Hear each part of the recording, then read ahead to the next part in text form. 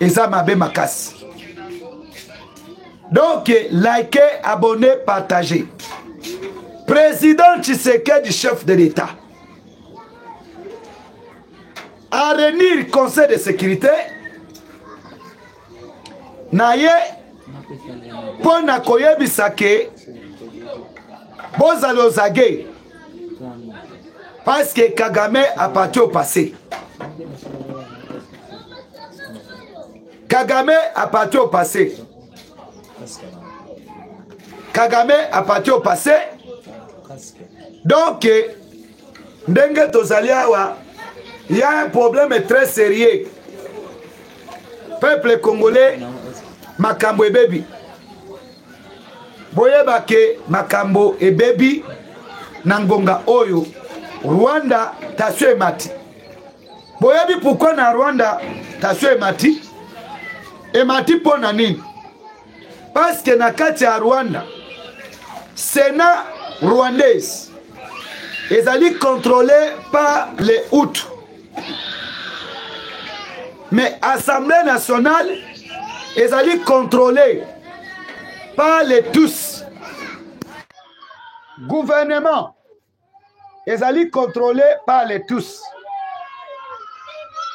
Mais selon, je vous l'ai dit, selon makambo oya Rwanda, ndenge tozoloba awa na sikoyo,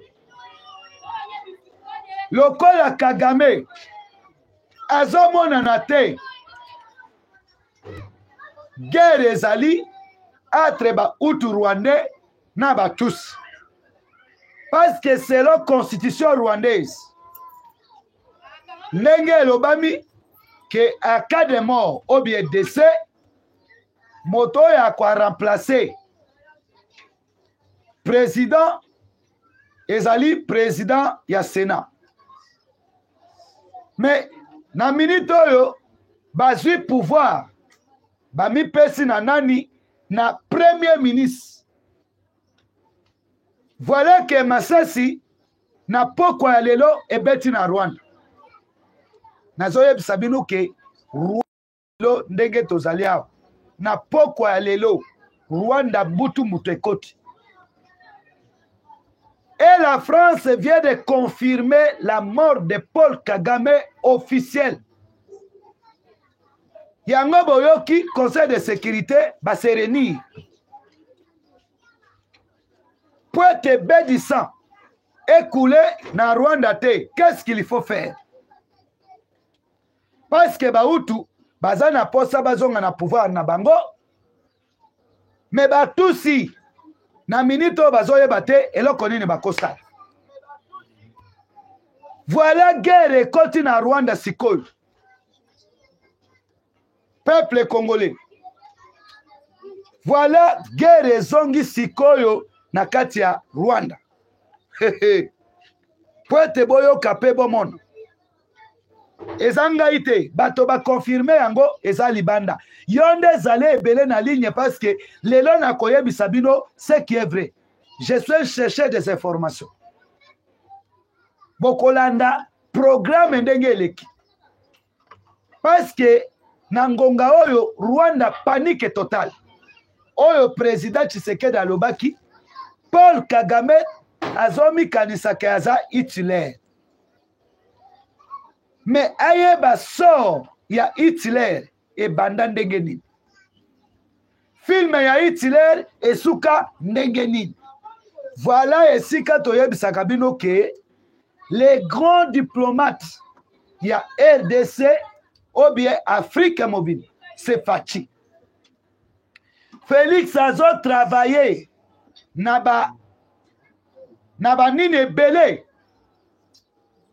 Félix azo travaillé naba milimu ebele. Bomone esika tokomi.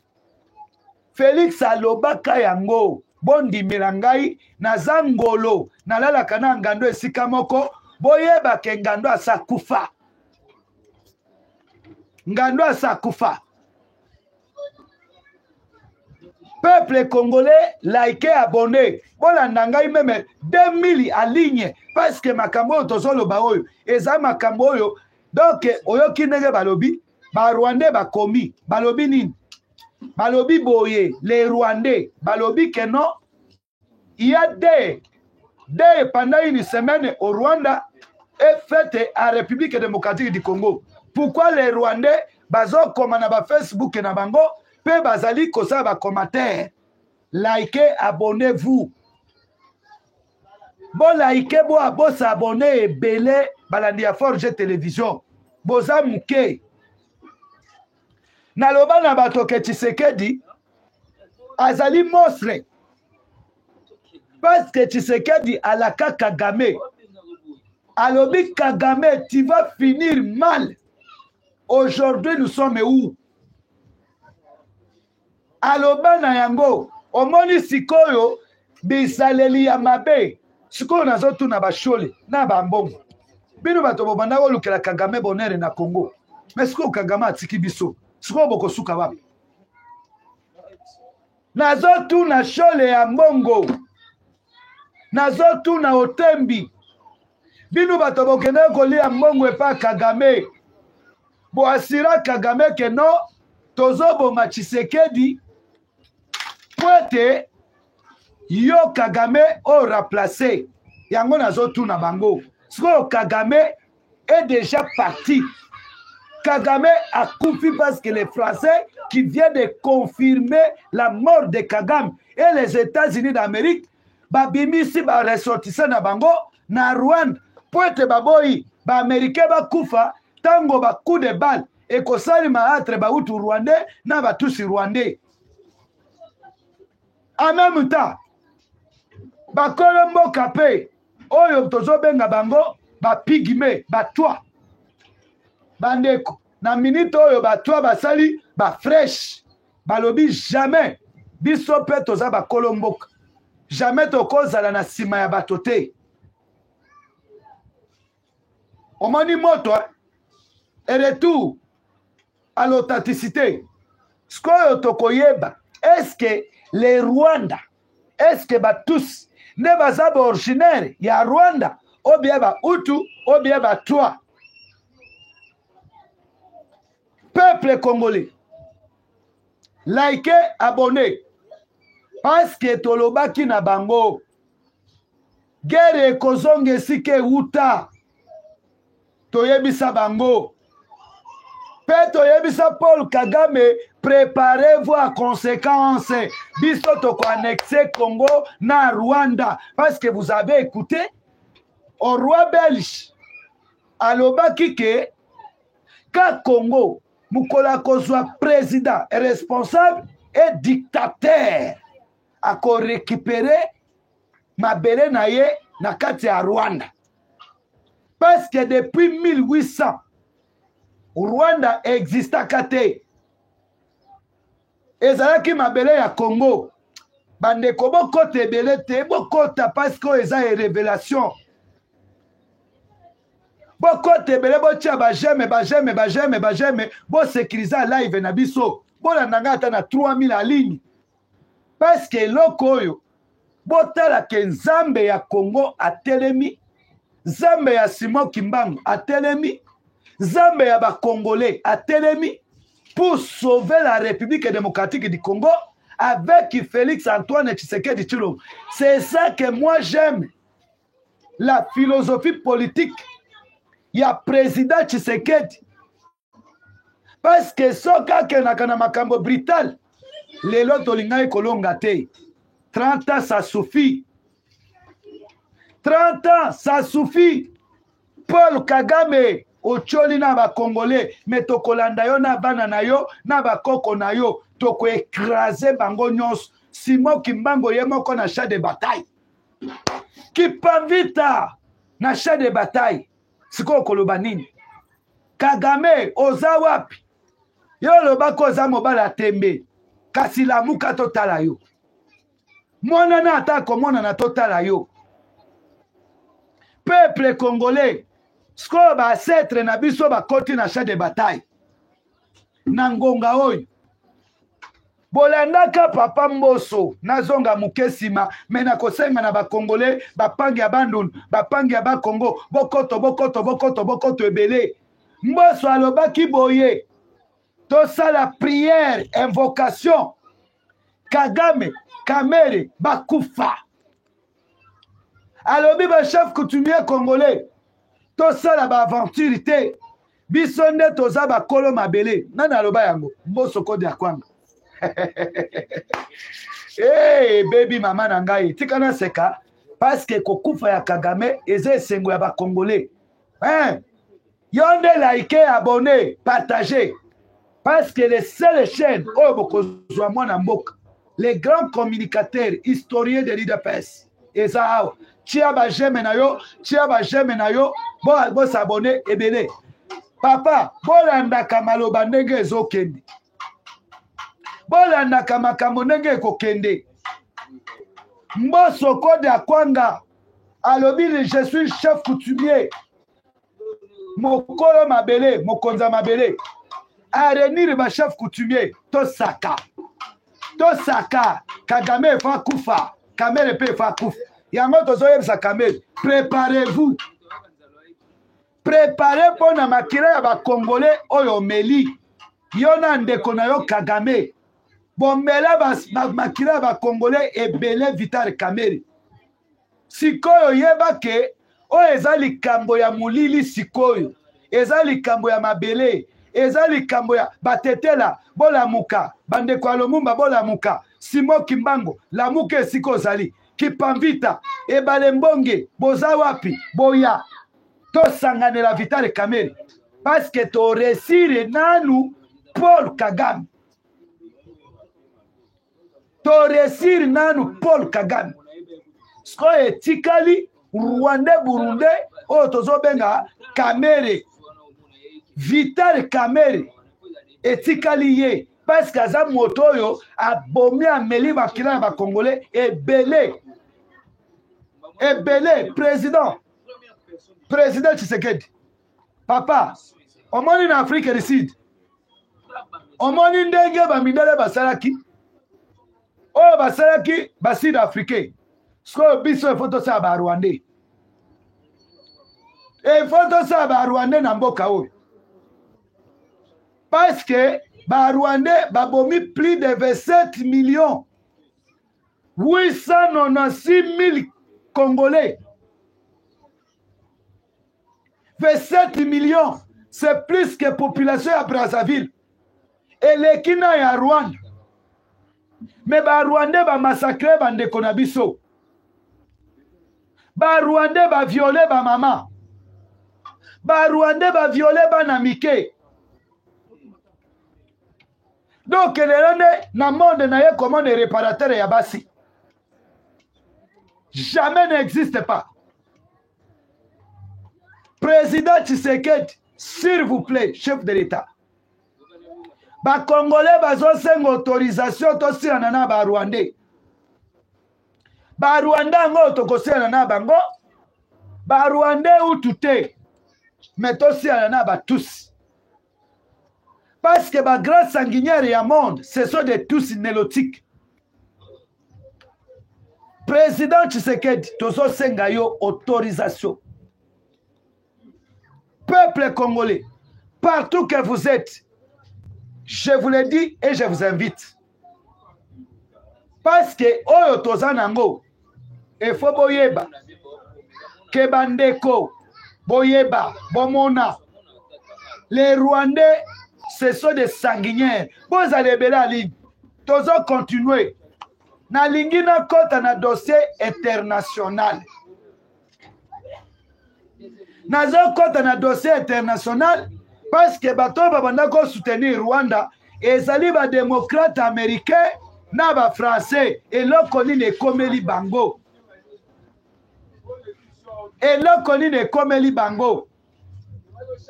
Ce que charge est pas à Donald Trump. Likez, abonnez-vous. Partagez. Pointe boye. Si on a minute avant comme un dossier international, Vital Kamerhe au roi Kanyanyini Kingi. Et les généraux rwandais. Et là qu'on y va se préparer. Alerte, alerte, alerte. botelema bakongolais, botelema, parce que ndenge nazoyebisa bino awa ke Jeannette Kabila amoni ke lidusu ya likelele ekangami akobima wapi. Voilà peuple congolais. Ne boyoki Kabila na Jeannette ndeko na ye bazolela, parce que bayebi ke protecteur ya ba Rwandais na Rwanda Paul Kagame déjà accueilli, déjà akufi. Boyoki ke na Rwanda na ngonga oyo pendant une semaine, balobi pendant une semaine mouvement ezate, transport ezate, wenze kozala te, attroupement ezala te. Sikoyo soyi bayebi ke Kagame aza en vie, bazobanga nini? Ne boyoki ba confirmer yango. Président Tshisekedi a sensibilisé ba soda, unité spéciale, pour être ba kita Goma par force. Oyo bozoyoka ba tigre na ba guépard. Ndenge nazoyebisa bino awa ke na ngonga oyo tozali na Kinshasa awa déjà armée ezali sensibilisé, parce que président abengisaki conseil de sécurité na ye pona kozwa ba disposition ya atterrissage par force bakita na Goma oyo ekoya eya. Donc bapesi mission na unité spéciale bakota ti na frontière ya Kiseni. Na ngonga oyo tokoyeba te o Congolais te, bato nyonso baza na secteur wana ce sont des Rwandais déguisés Congolais. Ne boyoki président apesi mbela naluka video yango pote boyoka, parce que nazomona ke bandeko bozalaki ebele na ligne bozokita, bozela nalukela bino video yango pote boyoka eloko nini esalami. Voilà peuple congolais, boyoka nini yango ezosalema. Il est né le 23 octobre 1957. Nazomema yango pote boyoka. Perdrait un allié stratégique. Et la Chine, déjà présente au Congo, pourrait renforcer son emprise. Ok, et un boyoka politique s'ouvrirait. Et les bozali ebele ya ligne déjà au-dessus de Kigali. Paul Kagame, moto oyo azali journaliste français, mais dont la gouvernance a toujours reposé sur le contrôle absolu. moto oyo azoloba Stabiliser un pays. yo ozala stable, bomata ebele, bomata ebele, bo avanasa na commentaire, bomata nano ebele. L'image du Rwanda. Abonnez-vous, likez. Aussi, selon ses détracteurs, étouffer la démocratie, piétiner les droits humains et semer la guerre au-delà de ses frontières. S'il meurt aujourd'hui, ce sera un soulagement pour certains, une tragédie pour d'autres. Balobi nini c'est maire Le aujourd'hui. silence autour de lui en ce moment est Les jours oyo Kagame akufi nde basali sur la vidéo. zone Europe-Amérique, les premières réactions internationales tombent. Ah, À Kinshasa, ok, le palais de la nation reste prudent. ok, Aucun communiqué officiel. oui, Mais dans les rues, la nouvelle circule comme un feu de brousse. ouais, Des klaxons, des cris, des prières. Certains dansent. D'autres pleurent, pas de tristesse, mais de soulagement. Un vieil homme crie dans une tête. Enfants, bolanda yango bozala ebele ya ligne les enfants bandeko, connaîtront une vie sans bozala ebele ya ligne. À Béni, Bukavu, Rutshuru, Bunia, les radios locales n'émettent plus que des bulletins spéciaux. Banani oyo bazoloba. WhatsApp explose. Les maires prient que ce ne soit pas une fausse alerte. Ok, Les pères disent, si Kagame est parti, oui, la paix peut revenir. ouais, Français en France. ouais, Le Quai d'Orsay appelle à la stabilité dans la région. ba français balongwe na La Kigali. situation de près. États-Unis aux États-Unis. Ok, Le département d'État américain Oui. annule une réunion prévue avec des hauts responsables rwandais et exprime sa profonde inquiétude sur la succession du leadership à Kigali. est-ce que bozoyoka Aux Nations Unies, département nini des diplomates reconnaissent ce record. zonga nano, zonga nano, zonga nano papa, zonga muke, parce que bandeko na ngai Paul Kagame, nazosenga bino bozala ebele ya ligne boyoka, dont la gouvernance a toujours reposé sur le contrôle absolu. Il a stabilisé un bozala ata pays 3000 ya ligne Il a boyoka. bâti une capitale moderne, attiré des investisseurs, révolutionné l'image du Rwanda à l'étranger. Mais il a aussi, selon ses détracteurs, étouffé la démocratie, piétiné les droits humains et semé la guerre au-delà de ses frontières. S'il meurt aujourd'hui, ce sera un soulagement pour certains. Soka akufi ezale sengo pona biso ba congolais. Le silence autour de lui en ce moment est lourd de sens. Globe sur la zone Europe-Amérique, les premières réactions internationales tombent. Yoka. À Kinshasa, Oui. le palais de la nation reste prudent. Ouais. Aucun communiqué officiel. Oui. Mais dans les rues, la nouvelle circule comme un feu de brousse. Des klaxons, des cris. Tchaba j'aime yaya, tchaba j'aime to matatolika. Tchaba j'aime. Pleure, pas de tristesse, mais de soulagement. Un vieil homme crie dans une foule de liberté. Tiens commentaire. Enfin, peut-être que mes petits-enfants connaîtront une vie sans guerre à Goma. Ok. À Béni, Bukavu, Rutshuru, Bunia, les radios locales n'émettent plus que des bulletins spéciaux. Oui. Les groupes WhatsApp explosent. Ouais. Les mères prient que ce ne soit pas une fausse alerte. Ouais. Les pères disent, si Kagame est parti, la paix peut revenir. Français en France. Le Quai d'Orsay appelle à la stabilité dans la région et dit suivre la situation de près. États-Unis aux États-Unis. Le département d'État américain annule une réunion prévue et exprime sa profonde inquiétude sur la succession aux Nations Unies. Des diplomates reconnaissent off record que la disparition de Kagame remet en cause l'équilibre sécuritaire. Ok. Une réunion d'urgence du Conseil de sécurité est convoquée. Congolo, Bozobima, vraiment. Il vit dans un camp de fortune, juste à la frontière entre Goma et Gisni. Sa mère vend des beignets. Son père est porté disparu depuis 2 ans. Yoka. La rumeur éclate, il ne comprend pas tout de suite. Mais il voit les adultes pleurer, les jeunes courir, les militaires s'agiter. Un homme dit à sa mère, il paraît que Kagame est mort. Ouais. Jonathan regarde sa mère. Elle reste silencieuse. Révélation. Doucement, elle s'assoit à même le sol, ferme les yeux et souffle. Peut-être que ça veut dire que tu ne seras pas soldat. Mon fils, il ne comprend pas encore le poids de cette phrase. Non. Mais il sait que chaque nuit, il entend moins de balles. Et il ose rêver. Mais ça, c'est Zobetama. Boutounio son à Rwanda. Yomo Tozolo Bakagame a confité. Mais Massassi, t'es négé na Zoye Sabi. Tarde à tomber. Et chaque heure de silence amplifie le chaos ou l'espoir. Mais une chose est sûre. Paul Kagame n'était pas qu'un président. Il était un symbole, un mythe, un démon pour certains, un sauveur pour d'autres. Et aujourd'hui, son ombre plane sur un continent qui, peut-être, entre dans une nouvelle ère. Kigali, 4 jours après la rumeur. Yoka. Les drapeaux sont en berne. Drapeau et Kitaka.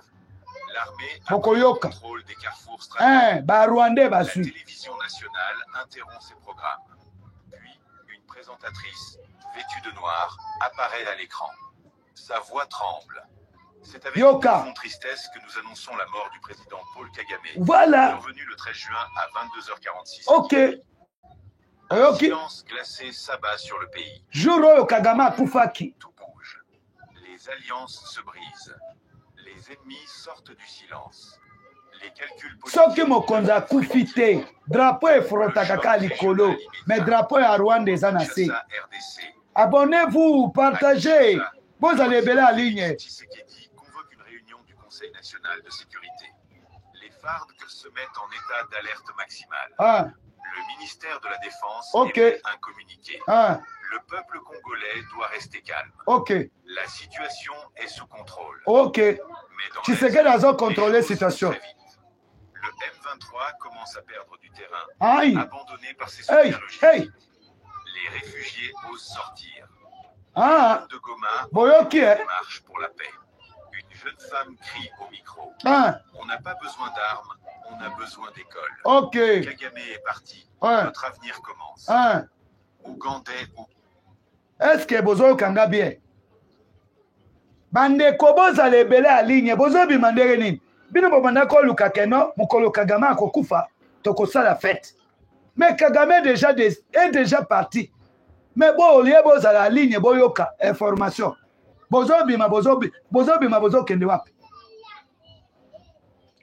J'ai dit et je m'affirme aujourd'hui que Kagame n'est pas encore vie. Kagame est déjà décédé. lelo nazoyebisa bino ke meme ba Rwanda baza na Kinshasa bazoluka bakima Kinshasa bakende Brazzaville mais chef d'état-major général na ministre ya défense déjà va déployer ba éléments partout va déployer des éléments partout. Je dis, je répète. Congolais nyo so azali banda ya mboka. Je maîtrise la situation. Yango na yebisa kabino ke laissez les bateaux bakolo ba vérité ezaka ba biso. Na loba ke ba Rwandais ba koti na filet ya Félix Antoine Tshisekedi Tshilombo. Moto akobima zate. Akobima te. Sikoyo tokotana na bango oyo moto na bango alobaki que je ne peux pas vous dire adieu, je vais vous dire à bientôt. Sikoyo tobandi na grand maître con sikoyo yo Kabila ozala wapi zonga watotala yo soki Kabila oza mobali.